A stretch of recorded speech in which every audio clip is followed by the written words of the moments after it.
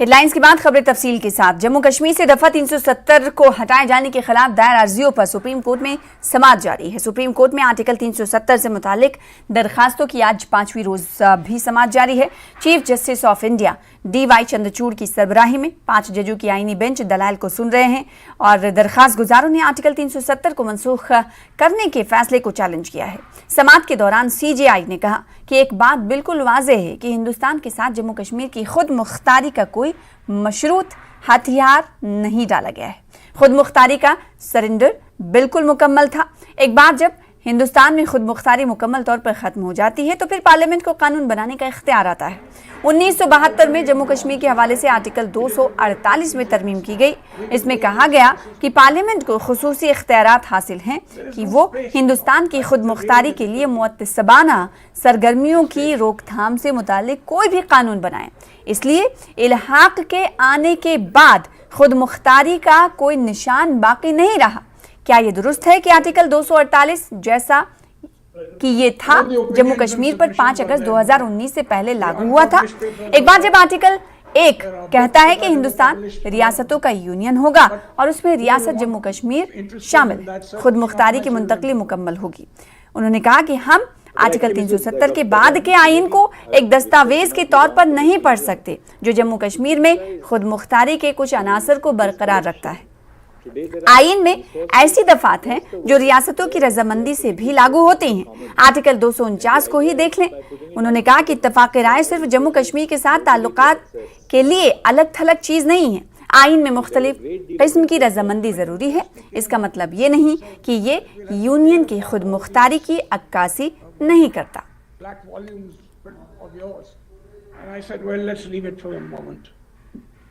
Mr. Venugopal has through Mr. Venugopal digitized the entire library, which is now available for public access. Antiquarian books. He collects antique books. That is digitized, and anyone can access. One of the finest libraries I have seen, of course, Mr. Ashok Sen had a brilliant library. Venu, of course, has a super library. There's a lawyer in Mumbai called Mr. Nadir Modi. I don't know if you ever have walked into his library. He has an amazing library in a place like Mumbai, in the heart of Fountain, where space is such a constraint. But he would never lend his books because he says, when lawyers take my books, they bend the book for photocopying it, and then the binding goes to seed. We have this side now, beyond Court 5, going. That entire wing is totally vacant, free floor. Where during the COVID, the late Chief Justice Indu Malhotra wanted to donate her father's library. And at that time, we couldn't locate any place, so we went hunting. And that whole thing was vacant, but because of the COVID lockdown, that committee that I was part of couldn't get it, sort of access it. But if a new library could be made on this side, so if you also find out, the entire free floors are vacant because everything has moved across the road to the new administrative block. As you know, we are now in the process of constructing a new building for the Supreme Court in this complex at the back. They will all come as part of actually US's plan to have an additional building for the Supreme Court. So a lot of it will, is part of that planning will have to go. Maybe something more comes out of it. Space will be created. But you were mentioning with Dr. Aman, the Chanakya University. I had an opportunity to go to Patna and see almost a very large percentage of new judicial recruits in Patna, and very, very eminent people. Mustafa has just taken over. They came from this university. And I was interacting with them as to how many of them, and very large, I think almost 40% women. And there were a lot of them are products of this university who had got into the judicial service. Because when I spoke to Faizan, he said, I spent 17 crores in building the library of Nalsa. And I have to do it all over again, so I'm happy with your books. I said, come and see the library first. Incidentally, Mr. Singh, Mr. Surabji's family gave us his personal collection, the Judge's Library. And in our Judge's Library, we have unveiled a new section called the Soli Sorabji Biblioteca. We have a very large oil canvas painting of Mr. Sorabji. and to commemorate him and his family when they were vacating the Niti Bagh house. Ms. Zina Sorabji called up and said, "Are there takers in the Supreme Court?" So he said gladly. So our librarian went. तो live नशरियात आप देख रहे थे supreme court से। फिलहाल आगे बढ़ लेते हैं। श्रीनगर में जम्मू कश्मीर कांग्रेस के कारकुनों और लीडरान ने एहतजाज किया। हुकूमत के खिलाफ यह एहतजाज किया गया। जरूरी अशिया की बढ़ती कीमतों के खिलाफ कांग्रेस ने एहतजाज किया। कांग्रेस भवन श्रीनगर में एहतजाजी मुजाहरा किया गया। इसमें काफी तादाद में कारकुनों ने हिस्सा लिया। बीजेपी सरकार, कातिल सरकार, रोजगारों को जुल्म करना बंद करो, गरीबों पे जुल्म करना बंद करो, गरीबों पे जुल्म करना बंद करो, गरीबों पे। प्रोटेस्ट इसलिए है कि जो मौजूदा हालात पूरे हिंदुस्तान में है, खासकर हमारे जम्मू कश्मीर में जो इस्तेसाल हुआ 5 अगस्त 2019 को एब्रिगेशन ऑफ आर्टिकल 370 जो उन्होंने हटाया, तब से आज तक मोर देन 36,000 यूथ्स जो बैरून रियासत और रियासत के जेलों में कैदोबंद के सोबतें झील रहे हैं। आप देखिए जब हमारी सरकार थी 2019 से पहले, उस वक्त गैस सिलेंडर की कीमत 450 रुपया था। आज आपको मिल रहा है 1250 रुपया में। वो चीनी कहाँ गई? वो खाकी तेली कहाँ गई? तेली खाकी। आप देखिए स्मार्ट मीटर्स, आप देखिए बेरोजगारों का तादाद कितना बढ़ गया। इन सब चीज़ों को, प्रॉपर्टी टैक्स, ये देखिए क्या हो रहा है, क्या जुल्म हो रहा है हमारे साथ।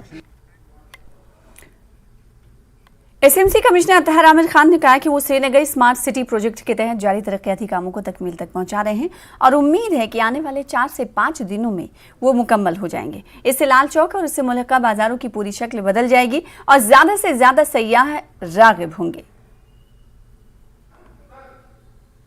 एसएमसी कमिश्नर आमिर अतहर जी हमारे साथ हैं, उनसे जानने की कोशिश करेंगे कि आज लाल चौक पे जो है वो झंडा फहराया गया है और जो यहाँ पे डेवलपमेंटल जो वर्कर्स है वो पेस पकड़ रहे हैं, तो उसको वो किस तरह देख रहे हैं? ये बहुत ही हिस्टोरिक प्रोजेक्ट है। पूरा लाल चौक का जो रिसेंट डेवलपमेंट है या क्लॉक टावर है या पूरा रेजिडेंसी रोड है। So this flag which was national flag जो था, इसको डिज़ाइन ही किया गया था that it has to be on the top of the Ghantaghar. तो in fact the entire structure has been properly designed, keeping in view the heritage, keeping in view the buildings around it, जिस तरीके से buildup है। So it was काफ़ी, इसमें lot of work has gone into it.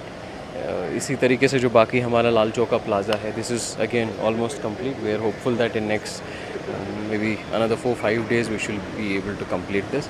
We are just giving finishing touches to it. There's a huge typograph coming on one side, there's a fountain which is coming on this side, there's an amphitheater being constructed on the other edge which actually defines the entire Lal Chowk Plaza. This is going to be a nice walking pedestrian space, probably one of the most iconic pedestrian spaces in the country. It has been well integrated with the entire residency road, with the MA road also, and we are hopeful that once it is complete, this will bring a lot of tourists, a lot of people will love to come to this place. Maybe it brings in more commercial revenue to all the commercial establishments around. They have stood by us throughout, and I'm hopeful that this would be like what we have intended it to be, something that befits an iconic space as Lal Chowk. इसके पीछे क्या उद्देश्य आज आपने यहाँ पे तिरंगा फहराया? उद्देश्य यही है क्योंकि ये इतनी हिस्टोरिक जगह है, इतना हिस्टोरिक जो है स्थान है पूरे, it's probably one of the most well known places across the country. So इस समय पूरा जो आज़ादी का अमृत महोत्सव के अंतर्गत भी across the UT, across the country programmes चल रहे हैं। So this is again in continuation with that also. So that's how it has been done. कौन सा बड़ा फ़र्क हमें देखने को मिलेगा जब ये प्रोजेक्ट जो है वो कंप्लीट हो जाएगा?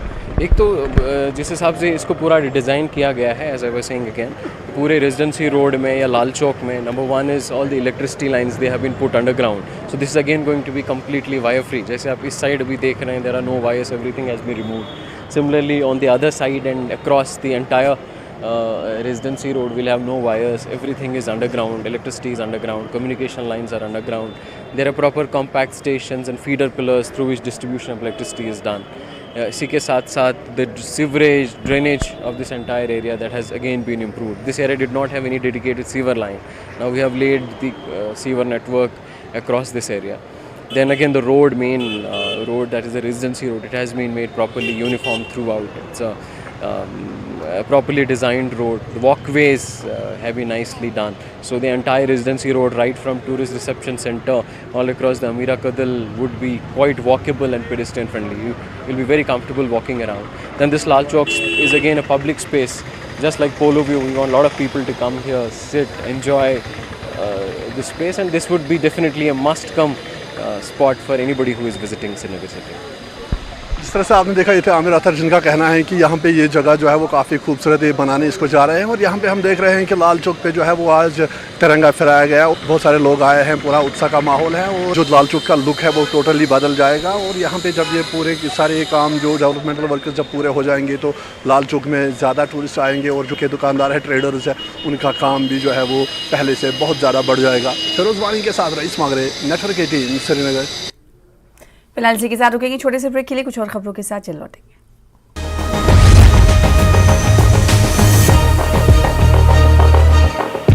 हेडलाइंस प्रेजेंटेड बाय पेट सफा आयुर्वेदिक चूर्ण। पेट सफा तो हर रोग दफा।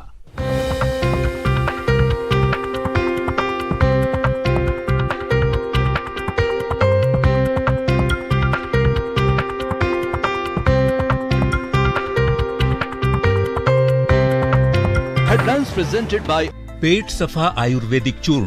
पेट सफा तो हर रोग दफा। हत्यारों की गिरफ्तारी की मांग। जमशेदपुर में आदिवासी दिवस पर रंगारंग कार्यक्रम की धूम। लोक कलाकारों ने परंपरागत पाता नृत्य से बांधा समा। पीएम मोदी के साथ एमपी छत्तीसगढ़ के सांसदों की बैठक। संसद भवन की एनेक्सी में हो रहा था मंथन बैठक में बीजेपी अध्यक्ष जेपी नड्डा भी मौजूद रहे।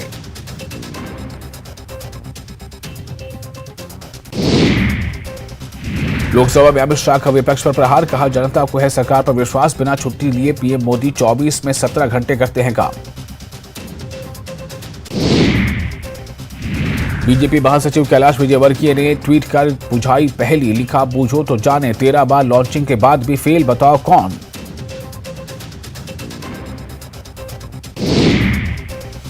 आदिवासी दिवस पर सीएम भूपेश बघेल ने बस्तर और सरगुजा की 2 करोड़ की सौगात दी। हजारों विकास कार्यों का किया लोकार्पण। शिलान्यास। तेंदुपत्ता संग्राहकों को दिए करोड़ों रुपए।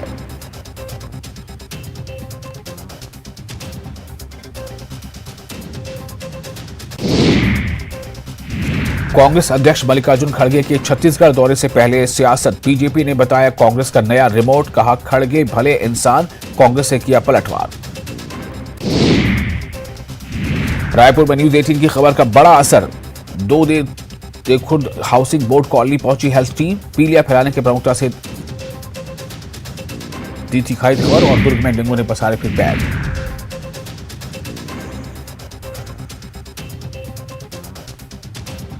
इंदौर में मौलाना का वीडियो वायरल। निगम कर्मचारियों के लिए जाति सूचक शब्द का किया इस्तेमाल। एट्रोसिटी एक्ट के तहत एफआईआर।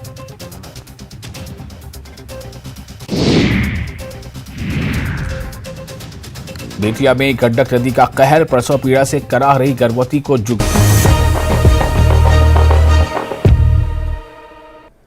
ब्रेक के बाद एक बार फिर से आपका इस्तकबाल करते हैं। पनून कश्मीर के चेयरमैन डॉक्टर अजय चिरंगून ने कहा है कि हुकूमत अनजानी नीलकांत गंजू केस की दोबारा तहकीकात उस वक्त तक नहीं कर सकेगी जब तक वो ये तस्लीम नहीं कर लेती कि उनके कत्ल का कश्मीर में हिंदुओं की नस्ल कुशी से बराह रास्त ताल्लुक है। जम्मू में मीडिया से बातचीत करते हुए उन्होंने कहा कि मरकजी हुकूमत को ये कबूल करना होगा और दहशतगर्दों के जरिए तमाम कश्मीरी हिंदुओं के कत्ल की तहकीकात के लिए एक खुसूसी ट्रिब्यूनल तश्कील देना होगा। मारा गया क्योंकि ये हिंदू था, क्योंकि ये हिंदू जज थे। इनके बाद जिस व्यक्ति ने इनकी जजमेंट को एंडोर्स किया वो मुसलमान था। जो पूरा तंत्र इनके साथ काम कर रहा था, लॉयर्स थे, गवर्नमेंट के, वो सारे मुसलमान थे। उनमें से किसी पे कार्रवाई क्यों नहीं की? नीलकंठ गंजू पे ही क्यों कार्रवाई की? क्योंकि वो एक हिंदू जज को मारना चाहते थे। तो हमारा निवेदन भारत सरकार से है कि अगर आप समझते हैं कि आयाम है, नीलकंठ गंजू की हत्या के और भी विभिन्न आयाम है, हर एक हिंदू हत्या में वहाँ पे विभिन्न आयाम है, उन सबको इंक्वायर करने के लिए एक प्रोसेस तो बनाइए। और वो प्रोसेस क्या होगी? जिनोसाइड को प्रामा फेसी मानिए, जिनोसाइड को खत्म करने, जिनोसाइड को पनिश करने का कानून लाइए और एक इंक्वायरी ट्राइब्यूनल बनाएं जो कंफॉर्म करे to the international norms on the prevention and punishment of the crime of genocide.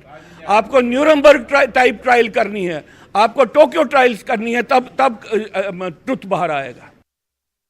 Srinagar में ऑटो रिक्शा पर अवाम की तरफ से ओवरचार्जिंग के कई इल्जामात लगे हैं। मुसाफिरों का इल्जाम है कि श्रीनगर में कोई मुकर्ररा रेट नहीं है और ऑटो रिक्शा में मीटर नहीं चल रहे हैं, जिसकी वजह से ओवरचार्जिंग होती है और अवाम को परेशानी का सामना करना पड़ता है। All Kashmir auto rickshaw association कबूल करती है कि कुछ ड्राइवरों के खिलाफ शिकायत हो सकती है, लेकिन तमाम रिक्शा ड्राइवर ज़्यादा चार्ज नहीं लेते हैं। All Kashmir auto rickshaw association के सीनियर सेक्रेटरी जावेद अहमद का कहना है कि एसोसिएशन ओवर चार्जिंग और दिगर मसाइल पर कानून नाफिज करने वाले इदारों के साथ काम करने के लिए तैयार है। इन्होंने रीजनल ट्रांसपोर्ट ऑफिसर से कहा कि वो ऑटो रिक्शा पर लगाए गए बहुत से टैक्स वापस ले और वो उतनी ही रकम वसूल करेंगे जितनी ई रिक्शा वाले करते हैं। इनसे बटमालू से लाल चौक तक जाए तो ये 100 रुपया, 150 रुपया डेलगेट इतने चार्जेस करते हैं। मैं समझता हूँ कि सरकार को इस पर कुछ ठोस कदम उठाने चाहिए, जैसे कि या तो फिक्स रेट करें जो एक स्टेशन से दूसरे स्टेशन तक, या मीटरिंग करें। वैसे मेरे हिसाब से सरकार को इस पर सख्त संज्ञान लेना चाहिए और मीटरिंग ही करनी चाहिए, जैसे कि हर एक शहर में है। वो दिसंबर नवंबर में जयपुर तत ऑटो रिक्शा चलान, ये 10 रुपये दिवान, ये 50 रुपये तथ, ये 10 रुपये दिवान, ये असल पा 50 रुपये।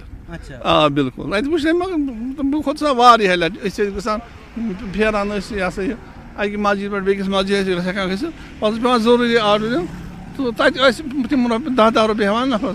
मे बसान ये 50 रुपये दिन तीस तम पकना। अगर मीटर लग जाए तो मुझे लगता है वो भी बढ़िया है। पीपल कैन पे, लोग देंगे, मगर वो हर वक्त यही सोचते हैं कि इसने मुझे ओवर चार्ज किया है। अगर मीटर लगते हैं तो वो तो सबके लिए सेम होगा। जैसे बॉम्बे में मैंने देखा, that was very easy to go anywhere. यहाँ पे क्या है?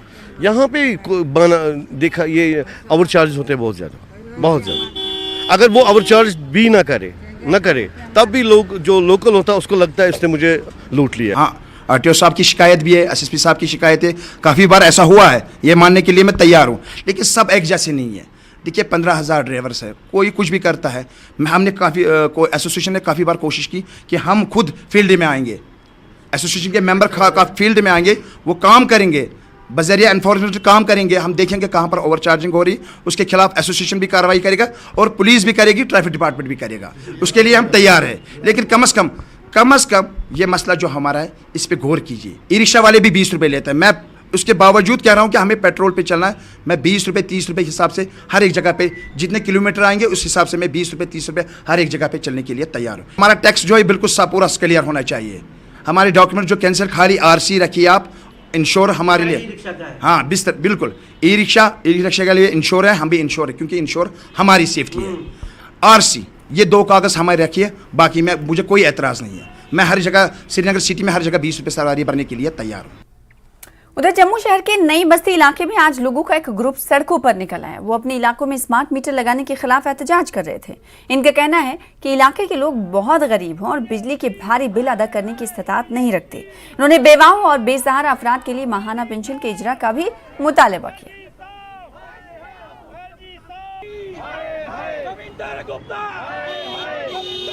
ये गरीब नई बस्ती है, ये अपने बच्चों के जो मजदूरी करने वाले लोग गांधीनगरों में काम करके बर्तन साफ करने वाले, अपना पेट गुजारा करने वाले लोग, खाना मुश्किल हो चुका है। बिजली का बिल कहाँ करेंगे?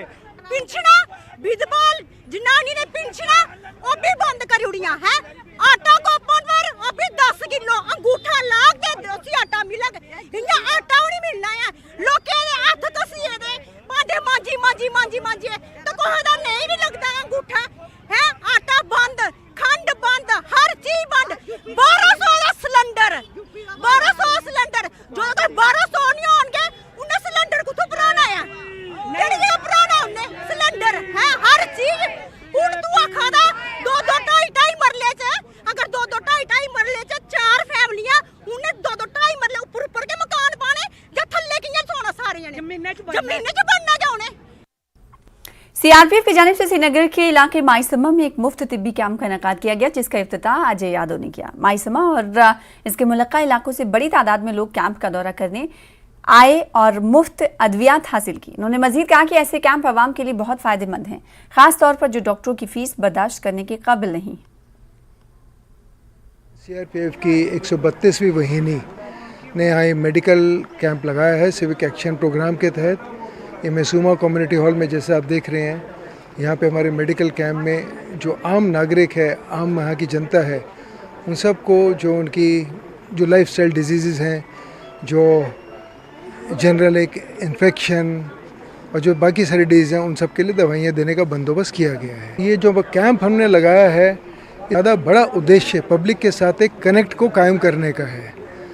इसका नाम ही सिविक एक्शन प्रोग्राम है कि हम सिविल पॉपुलेशन के लिए यहाँ पे उनकी मदद के लिए आगे बढ़ना चाहते हैं, जिससे कि एक उनको हम पे भरोसा हो, उनको हम पे भरोसा हो। यहाँ मेडिसिन मिल रहा है, सब गरीब लोगों को अच्छी तरीके से मिल रहा है, कोई दिक्कत नहीं है। जिसको जो चाहिए उसको आराम से मिल रहा है। इससे गरीब लोगों को बहुत फ़ायदा हो रहा है, तो ऐसे कैंप लगने चाहिए। CRPF वालों ने कैंप ऑर्गेनाइज़ किया है। मुझे ये लगता है कि बहुत अच्छा इनिशिएटिव है। इससे बहुत सारे नॉर्मल पीपल जो है उनको बहुत ज़्यादा हेल्प मिल रही है, और मैं ऐसे गवर्नमेंट से अपील करती हूँ कि ऐसे इनिशिएटिव्स रोज़ हों, ताकि जिससे नॉर्मल सोसाइटी को बहुत हेल्प मिले। जी, बहुत ज़्यादा फ़ायदा हो रहा है, क्योंकि मैं देख रही हूँ हमारे नेबर्स में भी बहुत लोग ऐसे थे जो हाई डॉक्टर्स की फ़ी नहीं पे कर पाते थे।